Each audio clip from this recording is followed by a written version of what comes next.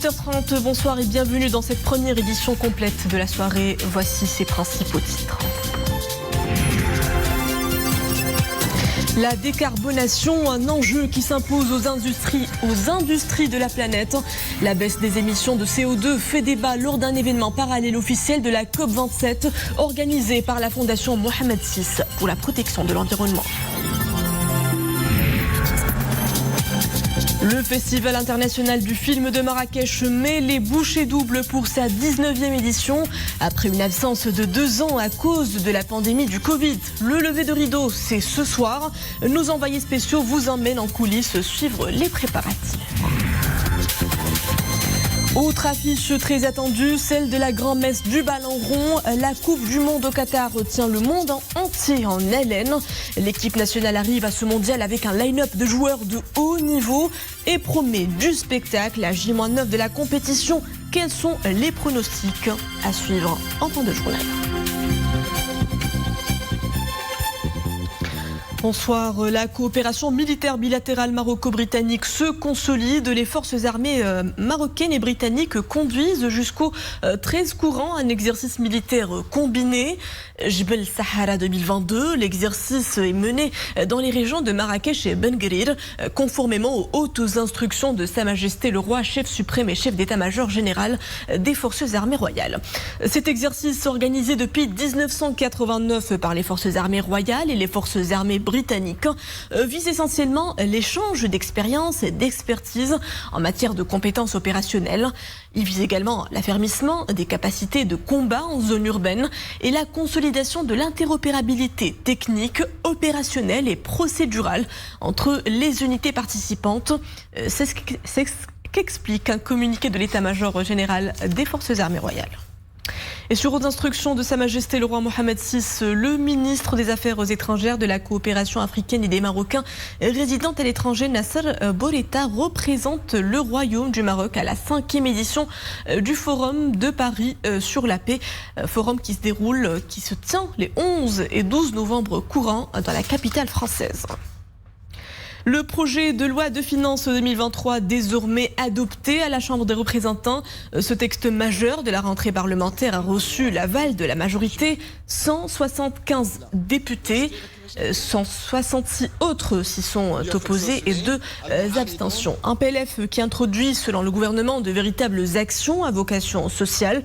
Retenez l'allocation de plus de 300 milliards de dirhams pour l'investissement public, 3 milliards de dirhams injectés à l'investissement privé, puis soutien au pouvoir d'achat des citoyens à travers notamment 26 milliards de dirhams pour la caisse de compensation et 15 milliards de dirhams pour généraliser la protection sociale et les programmes de soutien à la scolarité.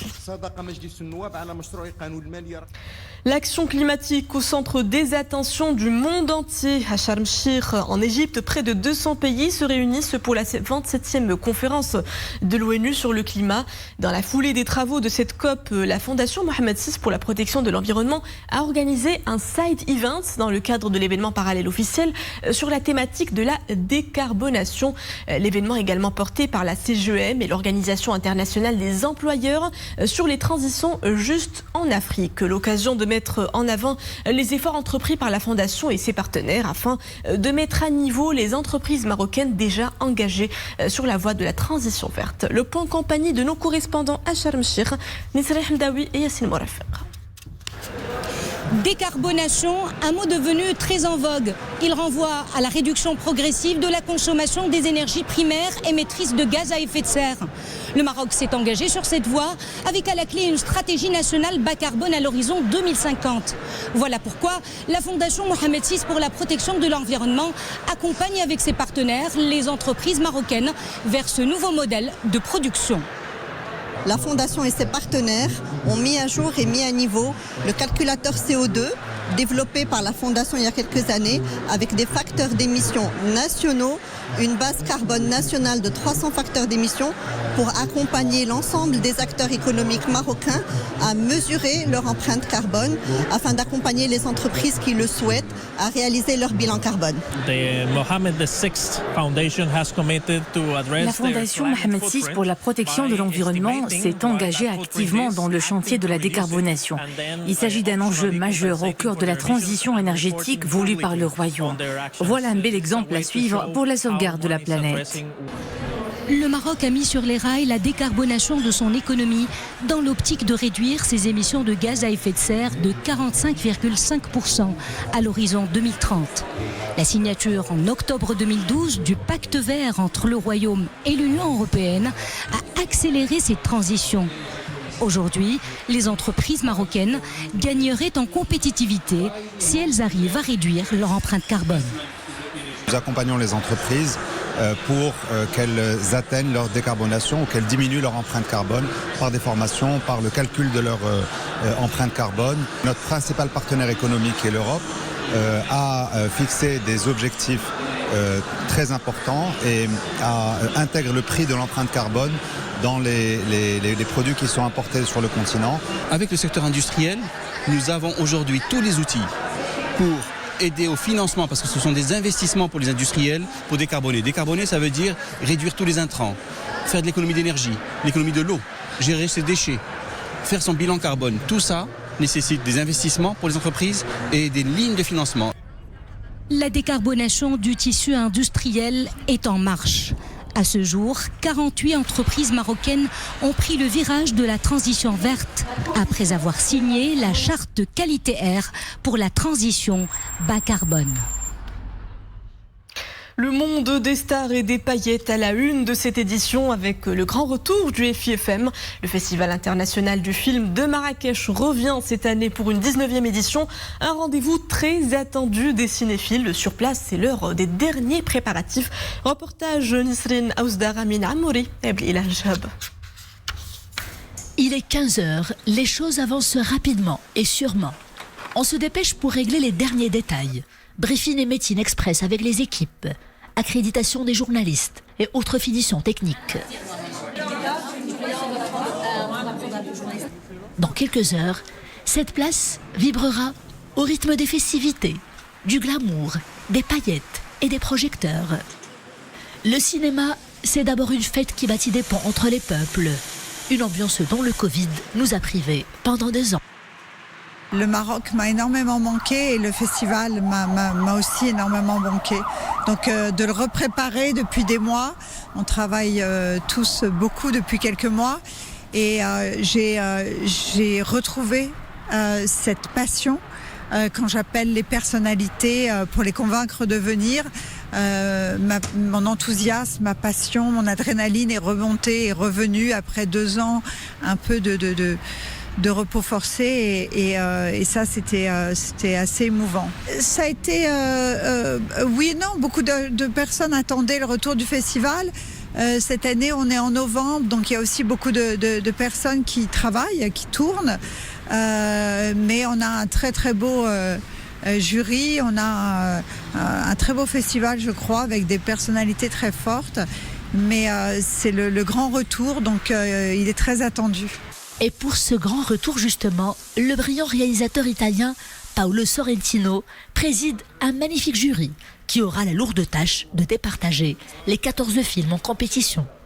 On a un programme de 76 films en provenance de 33 pays cette année, répartis à travers les différentes sections du festival. Donc la compétition officielle, qui est la section phare du festival, qui a cette particularité de montrer des films qui sont des premiers et deuxième long métrage de réalisateurs émergents. Donc on est vraiment sur une section qui est dédiée à la découverte des grands noms du cinéma de demain.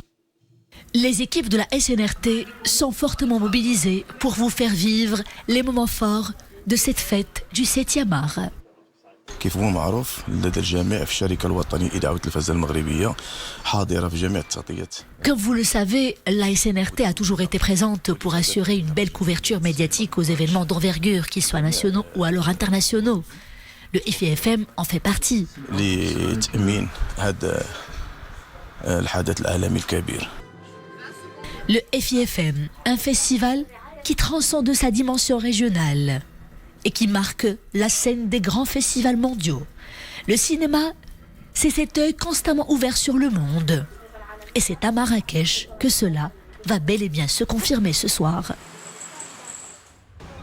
Un comeback donc après 2 ans de rupture en raison de la pandémie du Covid. Le festival accueille cette année du beau monde, des stars et des icônes du 7e art et un grand nombre de journalistes venus des 4 coins du monde. Parmi eux, notre envoyé spécial Nisrine Aouzdar. À partir d'aujourd'hui et jusqu'au 19 novembre, Nisrine Aouzdar nous rapportera tout ce qui se passe sur le tapis rouge. Nisrine Aouzdar que nous retrouvons en direct depuis le palais des congrès de la Cité Ocre. Bonsoir Nisrine. Bonsoir Meriem, bonsoir à tous. Alors tout d'abord Meriem, laissez-moi vous parler ou alors vous exprimer ce que nous avons vécu avec toute l'équipe pendant cette première journée de travail qui fut très laborieuse. Laissez-moi vous parler de cette excitation, de cet enthousiasme, de ce grand bonheur qui anime toutes les personnes que nous avons eu l'occasion d'interviewer pendant cette première journée. Les membres du comité d'organisation, de la direction artistique, mais aussi nos frères journalistes qui viennent des 4 coins du monde pour couvrir cet événement. Comment vous dire, Meriem, comment vous dire, il y a comme une magie du retour d'un événement, d'un très bel événement, un événement rassembleur. Il y a aussi cette joie de pouvoir, encore une fois, célébrer le cinéma, les films, les valeurs du cinéma. Ici à Marrakech, ville à l'hospitalité légendaire, ville qui respire la joie de vivre. Et puis, pour ce qui est de l'ambiance, eh bien... par rapport à ce qui se passe devant moi. Le décor est planté, vous l'avez dit tout à l'heure. Les projecteurs sont allumés, les journalistes, les photographes sont là, le public aussi. Pour ce qui est des stars, elles ne sont pas encore arrivées. Laissez-moi jeter un coup d'œil. Il y a une première voiture qui débarque, une voiture VIP bien évidemment. Une femme qui en descend. Je n'arrive pas bien à voir son visage. Elle est entourée par une foule bienveillante évidemment. Alors c'est madame, première venue, c'est madame Melita Toscane, la directrice du festival, une dame qui porte ce festival, une grande passionnée du cinéma. Et sinon, à l'arrivée des autres stars, ça va se passer dans cette salle qui est derrière moi, la salle qui va abriter la cérémonie d'ouverture de cette... 19e édition du FIFM. Cette soirée d'ouverture sera marquée par 2 temps forts, on va le dire comme ça. Tout d'abord la projection du film Pinocchio du réalisateur mexicain très oscarisé, il faut le préciser, Guillermo del Toro. Le film Pinocchio qui nous plonge dans cette Italie triste, triste Italie des années 1930, l'Italie fasciste. C'est l'histoire de ce conte, de cette marionnette qui prend vie et c'est en fait l'univers fantastique auquel nous a habitués le grand réalisateur mexicain Guillermo del Toro qui nous a magistralement gratifié avec The Shape of Water ou encore Le Labyrinthe de Pan. Et puis, deuxième moment fort de cette soirée, ça va être bien évidemment l'hommage, le vibrant hommage qui sera rendu à la star de Bollywood, la grande star indienne, Ranveer Singh, qui sera donc la première personne qui recevra un hommage ce soir au Festival de cinéma de Marrakech. En tout cas, c'est une soirée qui promet beaucoup de spectacles et c'est aussi une soirée de retrouvailles d'un événement que l'on chérit beaucoup, Meriem. Depuis Marrakech, l'équipe d'Al Oula, vous l'antenne. Merci Nisrine pour cette immersion au cœur du festival. Je rappelle que vous allez nous accompagner tous les jours à partir d'aujourd'hui pour une couverture des moments forts de cette 19e édition. Interview exclusive et projections à ne pas manquer chaque soir dans cette édition. Du tapis rouge de Marrakech à la pelouse des stades qataris, le 11 national s'envolera après-demain, dimanche, à Doha.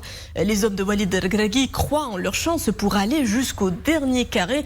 Tous les espoirs sont permis alors que la tâche s'annonce difficile dans un groupe F relevé face à des adversaires redoutables, notamment la vice-championne du monde de 2018, la Croatie.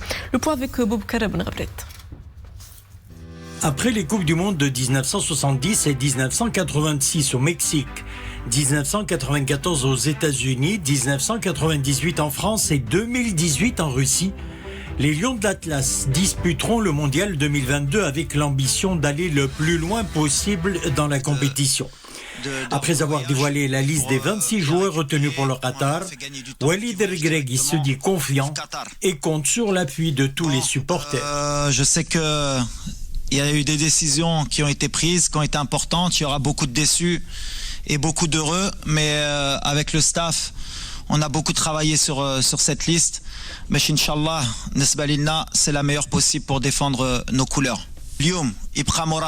Il faut que tous les supporters des Lions de l'Atlas nous soutiennent jusqu'au bout.